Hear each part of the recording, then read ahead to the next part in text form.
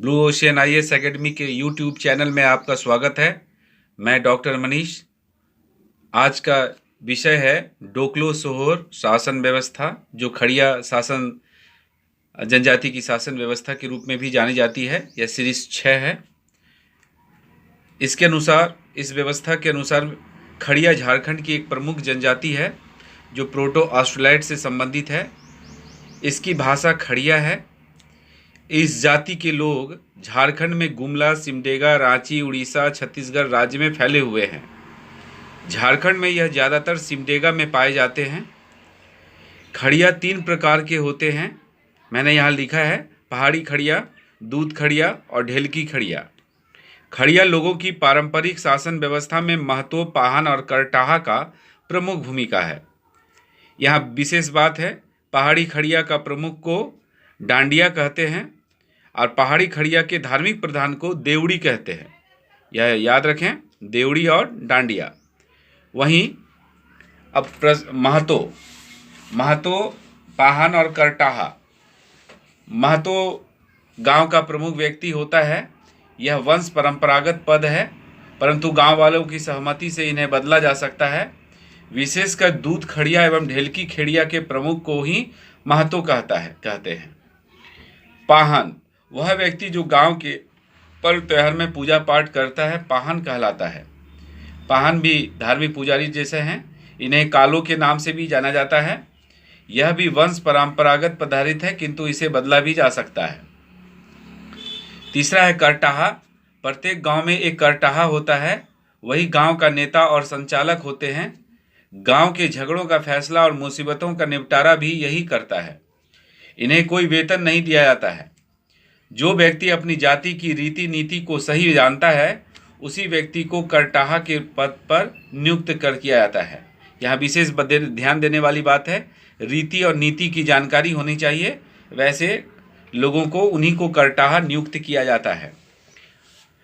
दूसरी बात है, हत्या को छोड़कर अन्य गंभीर मामलों का निपटारा गांव के महतो और अन्य बड़े बुजुर्ग द्वारा किया जाता है।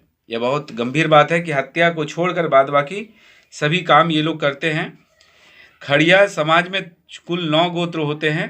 पहला है डुंगडुंग, दूसरा है कुल्लू, तीसरा है टेटे, चौथा है बा, 5वां है सोरेंग, 6ठा है किंडो, 7वां है टोप्पो, 8वां है केरकट्टा और 9वां है विलुंग।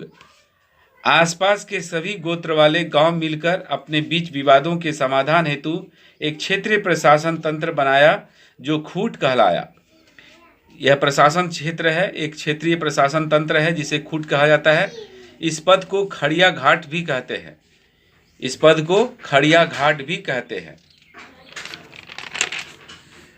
1934 और 35 ईस्वी में के आसपास जब समस्त आदिवासी समाज शिक्षा के विकास के साथ साथ जागृत हो रहा था, लगभग इसी समय खड़िया जाति के अग्रणी लोगों द्वारा भी अपने समाज को संगठित करने, सशक्त बनाने एवं अपनी समस्याओं के समाधान हेतु अखिल भारतीय महासभा का गठन किया गया, जिसे डोकलो कहा जाता है। यह बहुत इंपॉर्टेंट बात है। ये डोकलो एक महासभा है जो अपनी जनजाति को सुसंगठित और सब आधुनिक बनाने का प्रयास कर रहा है। डोकलो के सभापति, जो संपूर्ण खड़िया समाज का राजा होता है, डोकलो सोहर कहा जाता है। वो डोकलो के सभी क्षेत्र के प्रमुख प्रतिनिधि महतो कहलाते हैं। महतो, पाहन और करटाहा इकट्ठे होते हैं। डोकलो में महतो, पाहन और करटाहा की प्रतिनिधि होना आवश्यक है। बैठक बुलाने का कार्य करटाहा लोग करते हैं। साल में एक बार ये इकट्ठा होते हैं। इसी सभा में डोकलो सोहरों का चुनाव खड़िया जनजाति के लोग करते हैं। वर्ष में एक बार इनका होता है बैठक, और इसी में डोकलो सोहर का चुनाव भी होता है। ये बहुत इंपॉर्टेंट पॉइंट है। इसका कार्यकाल 3 वर्ष तक के लिए होता है। कार्यकाल 3 वर्ष याद रखेंगे।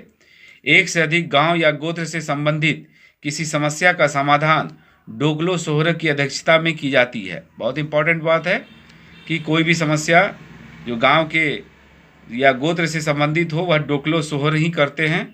गांव का करटाहा झगड़े आदि का फैसला करने पर प्रतिवेदन राजा के पास पेश करता है। करटाहा ही प्रतिवेदन पेश करता है। खड़िया राजा के सेक्रेटरी, खजांची, सलाहकार भी होते हैं। उम्मीद करता हूँ यह वीडियो पसंद आया होगा और सब्सक्राइब और लाइक करना ना भूलें। फिर नेक्स्ट वीडियो को मैं प्रस्तुत करूँगा सीरीज़ 6। धन्यवाद। 7।